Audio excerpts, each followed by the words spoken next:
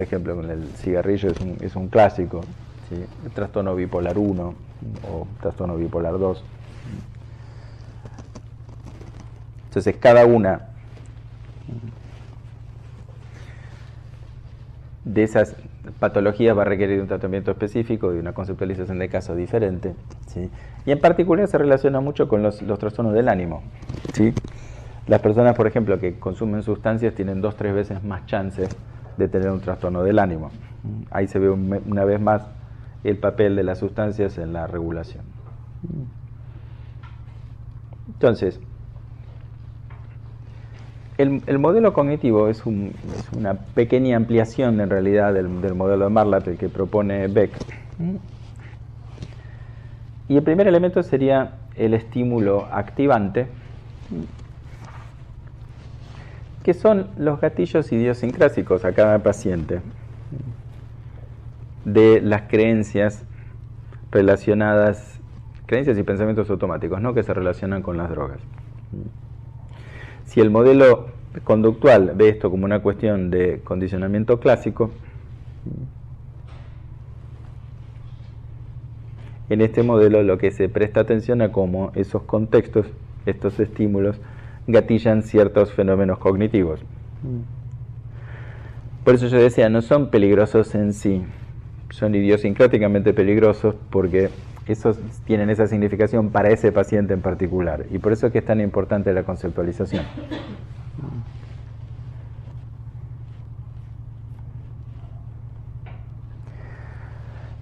Pueden ser o gatillos internos, y esto es característico, las emociones negativas suelen ser gatillos internos, ¿sí? Ansiedad, depresión, aburrimiento, la ira, la frustración, la soledad. Si ustedes se fijan, el tipo de emoción negativa casi que podemos ver qué cuadro o qué psicopatología se asocia con cada emoción negativa. Por ejemplo, el aburrimiento es mucho más común en los antisociales o en los histriónicos, digamos, mientras que la soledad va a ser más común en los pacientes con trastorno límite o la ansiedad. Y los gatillos externos pueden ser, por ejemplo, la disponibilidad de la sustancia problemática. Y esta es una de las razones por las cuales que estén muy disponibles las drogas aumentan claramente el riesgo. Y eso explica por qué algunas drogas que son legales, por ejemplo, bueno, las drogas, el alcohol, que en realidad se suele considerar aparte, el alcohol, por ejemplo, es bastante más complicado de controlar porque está fácilmente disponible. Yo en la clase anterior les comentaba de una paciente que yo veía que tenía crisis todos los martes a la mañana. En realidad, cuando empecé a ver que lo que pasaba es que los lunes hacían la compra, iba al supermercado, ella, digamos, su decisión aparentemente irrelevante era acompañar a la chica a hacer la compra, ¿sí? Y entonces cuando iba al supermercado y tenía que enfrentarse con 30 metros de góndola, ¿sí?, de alcohol, claramente compraba algo, la chica, digamos, la empleada no se animaba a cuestionar esta decisión, consumía alcohol, los lunes a la noche había siempre trifulca familiar y ella terminaba internada, hospitalizada o viendo a algún profesional los martes a la mañana, ¿sí? Ahí ustedes ven que es un ejemplo de conceptualización de caso que es muy básico, pero es extremadamente importante, ¿sí? Que claramente no puede ir al supermercado sola, ¿sí? Y claramente no puede ir al supermercado con la empleada, porque la empleada no puede cumplir la función de frenar, ¿sí?, la compra. Tiene un ejemplo muy simple de lo que es control, ¿sí? Ahí falla el control externo y falla el control interno de la paciente.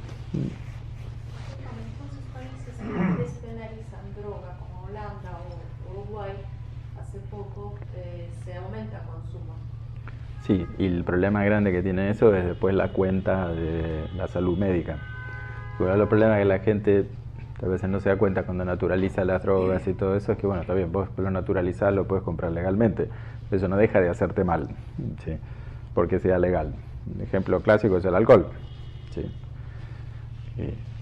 No es que, viste que el picante es legal, pero por eso Japón, Corea tienen la tasa más alta de cáncer de estómago, ¿sí? O el sol es legal, pero eso los australianos es una de las razones por las cuales tienen cáncer de piel. Bueno, en los países donde, digamos, tenés una cultura alcohólica muy fuerte y el alcohol es libre, ¿sí? Vas a tener también como mucho consumo y vas a tener las consecuencias médicas de que la gente consuma alcohol, ¿sí? El tema con la despenalización, uno de los problemas es eso, es quién paga la cuenta médica que viene atrás de eso. Sí. Entonces, por eso que también es un tema complejo y que habitualmente no es lo que se discute. Lo que se suele discutir con la despenalización es la cuestión de que, bueno, quitas un incentivo, el crimen organizado, la prohibición y todo eso, esos son argumentos atendibles, son argumentos poderosos.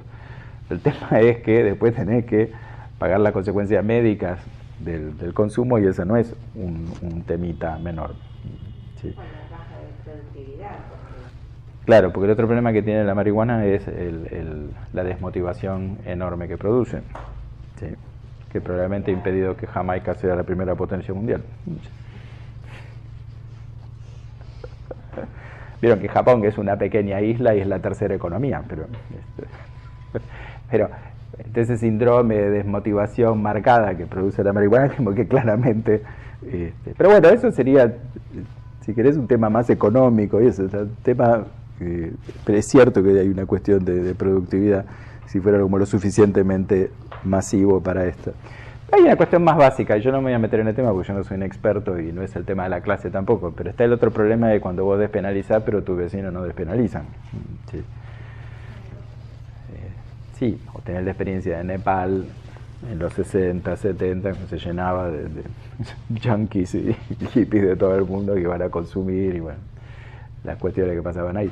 Entonces, de todos modos, la disponibilidad es un factor importante. El conflicto interpersonal es otro factor externo.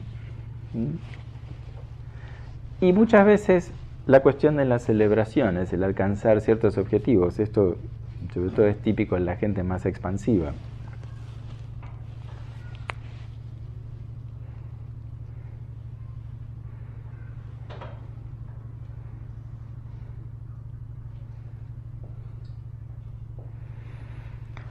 Entonces la gente ahí lo que quiere es que su estado de ánimo, que es bueno, se convierta en un estado de ánimo fantástico, digamos, y eso es muy común en lo que tiene que ver con las fiestas o la cultura. Y eso se ve muchísimo en las raves. Sí. Yo voy a hacer un comentario de viejo, pero vieron que esta generación, a falta de una música interesante, tiene que consumir alguna droga que convierta la música techno, digamos, en interesante, digamos. Sí. Hay que ver que, bueno, si no podés tocar un instrumento, entonces tenés que tomar algo, ¿sí? O para citar a Papo Napolitano cuando hablaba con un DJ, ¿sí? Eso no es música, conseguiste un trabajo honesto, como le dijo el DJ. Aprendí a tocar un instrumento, conseguiste un trabajo honesto.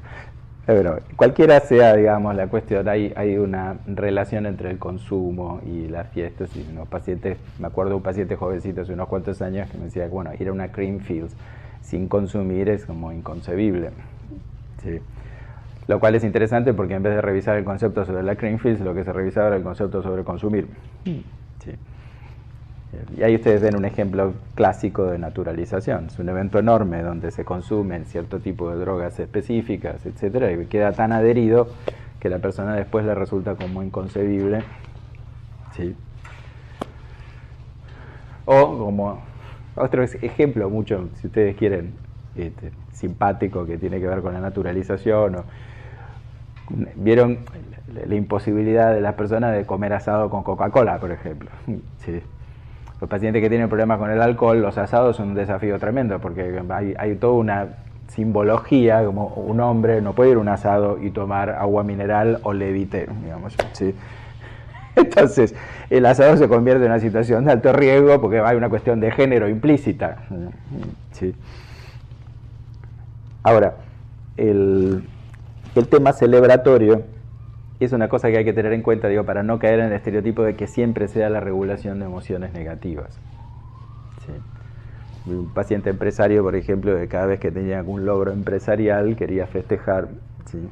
Y eso siempre involucraba champagne y cocaína. Ustedes, de hecho, van a ver que los pacientes que tienen un perfil así más bipolar, expansivo, etcétera, tienden a consumir drogas de expansión, euforizante, digamos, y las personas con ansiedad, depresión tienden a consumir drogas que aplaquen las emociones negativas.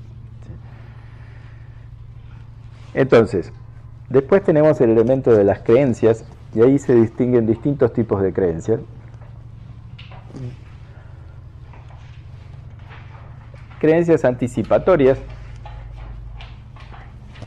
Si el modelo conductual lo describe como las consecuencias de una determinada conducta que aumentan su probabilidad, el modelo cognitivo lo describe como creencias anticipatorias, ¿sí?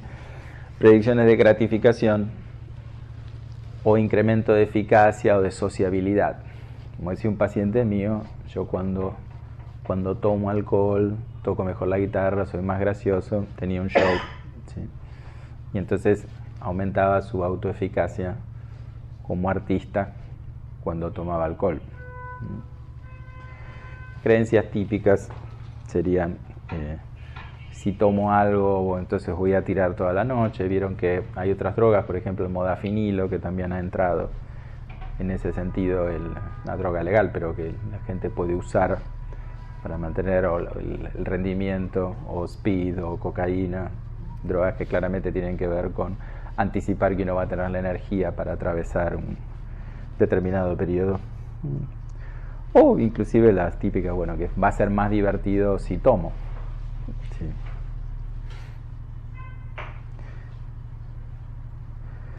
Después, las creencias relacionadas con el alivio. Esta también es una versión cognitiva, ¿sí?, de lo que el modelo conductual explica en términos de reforzamiento negativo, ¿sí? A medida que las personas se vuelven más dependientes de las drogas, se desarrollan estas creencias de que, bueno, si consumo voy a estar más relajado, voy a estar más distendido, ¿sí?, no voy a estar tan tenso, ¿sí? Típica es, si tomo me voy a relajar, si bebo alcohol no voy a estar tan irritable. Y eso, miren, hay un consumo en Argentina pavoroso de ansiolíticos que tiene muchísimo que ver con esto, ¿no? Yo a los pacientes les digo el aire acondicionado emocional, ¿sí?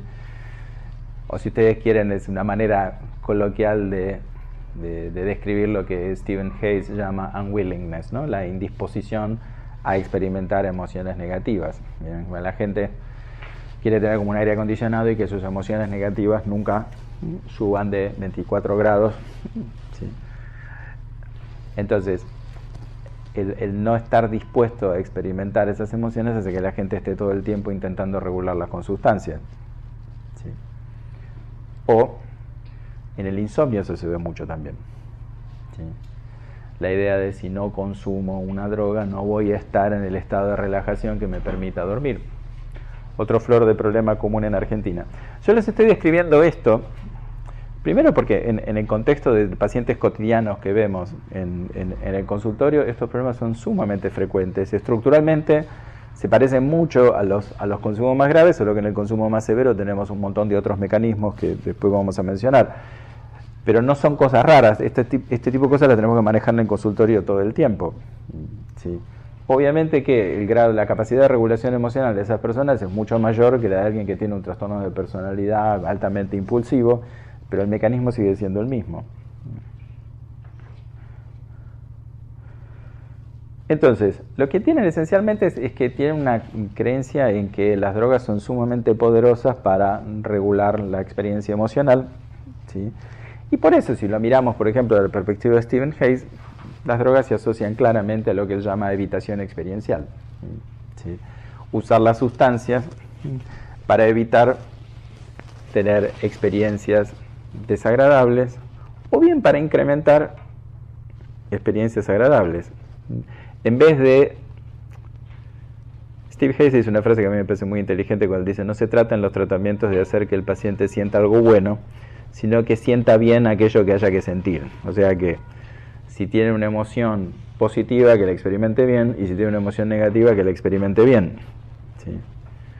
No que intente suprimirla. Estos pacientes justamente puntúan alto en evitación experiencial. Justamente lo que quieren es que las sustancias les eviten esas experiencias emocionales o las cambien, y tienen una confianza plena, ¿sí?, de que lo van a lograr, y en gran medida porque efectivamente las sustancias tienen estas propiedades. Beck describe el otro elemento de los pensamientos automáticos, que son ideas muy simples, que yo consumí, tomá, fumá, ¿sí?, y que representarían, como dice él, formas abreviadas de las creencias implícitas. Y sobre todo, esto puede tener la forma de imágenes mentales, no necesariamente palabras. Es mucho más común que la persona se vea consumiendo.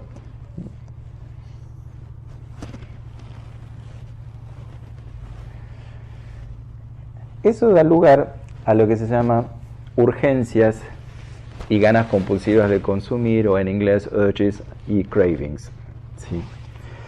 Esto aparece primero como una sensación física y es un flor de problema cuando tenemos que prevenir la recaída, porque en la medida en que el paciente deja de consumir, más va a rumiar sobre las sustancias. Lamentablemente, como consecuencia de haber consumido, ¿sí?, lo que aparece como proceso psicológico cuando deja de consumir es la rumiación sobre la sustancia. ¿Vieron cuando uno se pone en una dieta, sobre todo si la dieta es muy estricta, ustedes se tienen que operar o algo por el estilo, todo eso, lo que aparece es rumiación sobre la comida? Miren que a las pacientes con anorexia nerviosa les cuesta pensar en algo que no sea comida.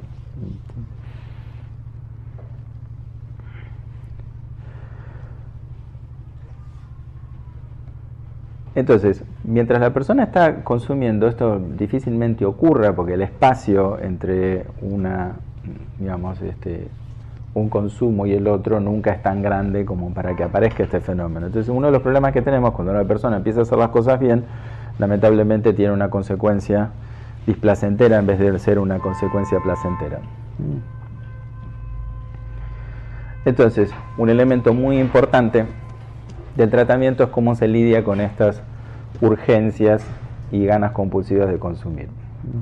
Normalmente cuando esto se activa, aparece lo que yo les describí antes, las creencias facilitadoras, que son cogniciones que tienen que ver con temas de justificación, derecho a consumir, merecerse consumir, ¿sí?, y la minimización de las consecuencias de consumir.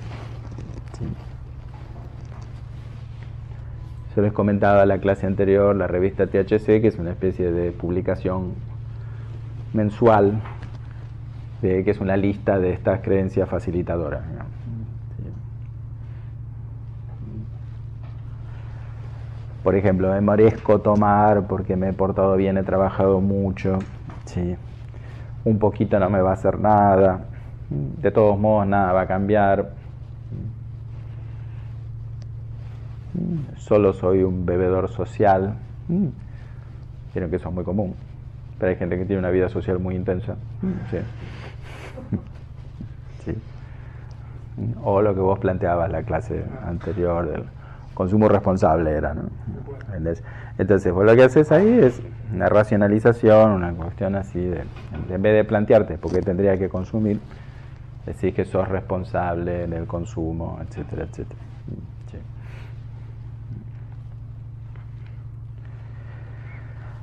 Entonces, una de las cosas que tenemos que hacer en el tratamiento es, digamos, cuestionar estas creencias porque interfieren mucho en la posibilidad de que el paciente resista la compulsión. ¿Sí?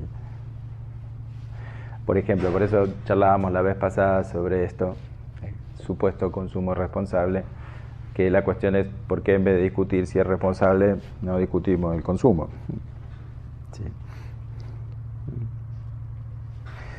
Y hay dos factores importantes en la abstinencia. Por un lado, cuán intensas son las ganas compulsivas de consumir, y en segundo lugar, la fortaleza de la creencia facilitadora. Lamentablemente, en una cultura donde se naturaliza el consumo, las creencias facilitadoras se vuelven mucho más poderosas,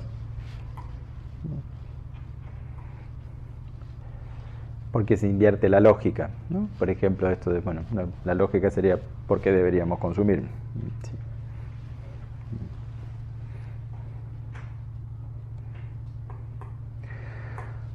Una vez que las creencias facilitadoras han hecho su trabajo, a la persona se le plantea la cuestión de, bueno, cómo conseguir la droga, ¿sí?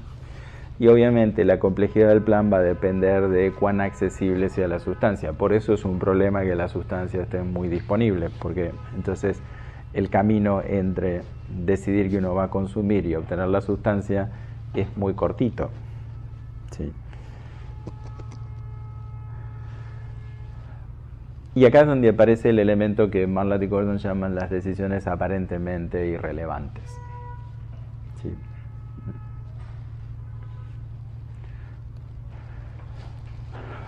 Por ejemplo, un paciente quedándose solo Acá no hay una decisión aparentemente irrelevante, es un poco de elemento de azar, pero el paciente se queda solo. Voy a explicar un ejemplo de la esposa, no sé, demoraba o estaba de viaje, no sé, etcétera, etcétera. Entonces está aburrido, está esperando, ¿sí?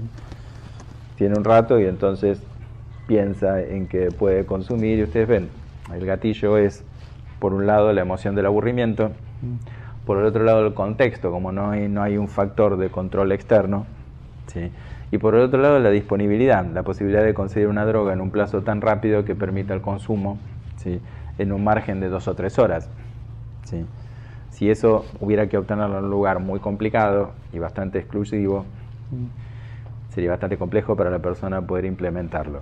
Entonces la accesibilidad incide un montón porque, a ver, si lo puedo explicar de una manera sencilla, ¿sí? Los atracones, ustedes vieron que en nuestras sociedades, ¿sí?, son muy fáciles. Andate en un atracón en la Edad Media, ¿sí? Si no eras, digamos, noble, en la Edad Media te iba a costar bastante tener un atracón. Vas a tener que esperar que la iglesia hiciera alguna fiesta. ¿Sí? Entonces, digo, más allá de las motivaciones de la conducta, también tiene que estar disponible eso. El tema de que ciertas sustancias estén muy disponibles hacen que eso se facilite mucho. De hecho, fíjense que muchas veces la venta de droga está puesta en el contexto. El ejemplo clásico es las discos, ¿sí?, el boliche a la noche, donde la venta de droga está puesta ahí porque la probabilidad de que la gente la quiera consumir ahí es altísima. ¿Sí? Entonces, cualquier uso de la sustancia se convierte en un estímulo activante y se cierra el círculo. Estuve describiendo el circuito. Dado que las recaídas van a generar emociones negativas, conflicto interpersonal, ¿sí?, y si ustedes inclusive tratan de resistir el uso, seguramente el contexto donde ustedes consumen, porque esto no es tan común que sea un consumo individual, ¿sí?, puede incidir en que ustedes, digamos, finalmente decidan consumir. O sea, es complicado porque hay un montón de factores que tienden a mantener el consumo, ¿sí? Suponete que vos tengas una persona que tenga serios problemas para manejar el uso de sustancias, que tenga problemas de regulación emocional y está en este grupo de personas que tienen consumo responsable, ¿sí?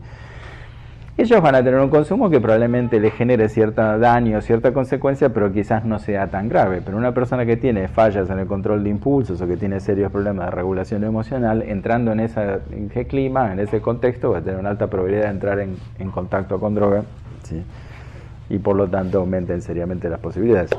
Otro ejemplo sencillo para mostrar el tema de las consecuencias: si vos tenés vulnerabilidad a la psicosis y consumís marihuana, la chance de que tengas, digamos, un desencadenamiento de un cuadro psicótico es bastante más alto.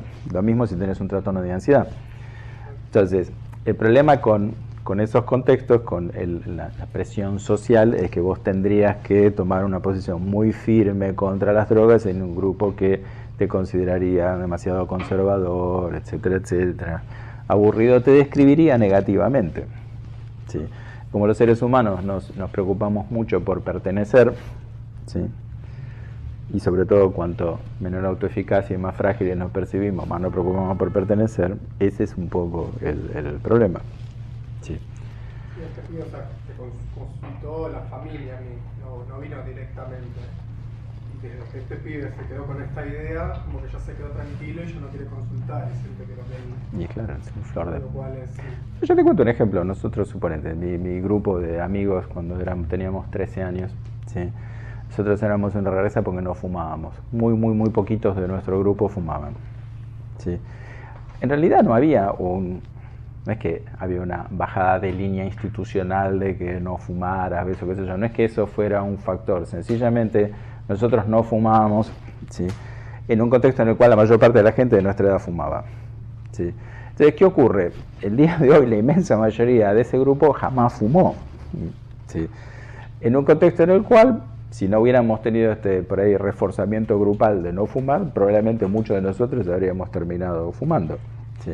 Entonces el grupo te incide mucho, ¿sí? Y la naturalización, la penetración del discurso de las drogas, a la cual el narcotráfico no es ajeno, digamos, tampoco, ¿sí? Tampoco es tan ingenuo, ¿sí?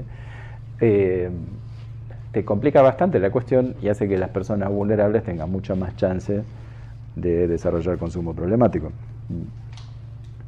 Bueno,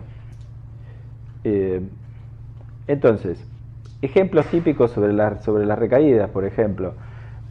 Una clásica sería el no poder abandonar las drogas me deprime. Vieron que eso es como típico, ¿no? Percibir que uno fracasa una y otra vez, ¿sí? Bueno, con el cigarrillo pasa mucho esto, la sensación de que la gente no va a poder dejarlo nunca o darse cuenta de que realmente es complejo de dejar, ¿sí?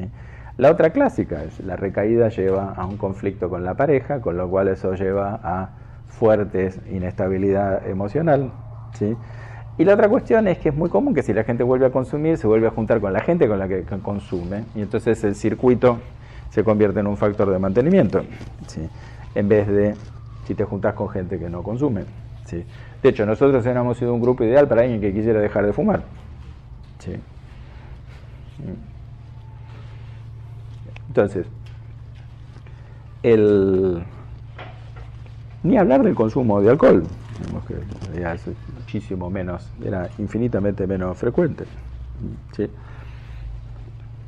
Y no voy a seguir por esta vía porque en cualquier momento voy a decir que todo tiempo pasado fue mejor, ¿sí?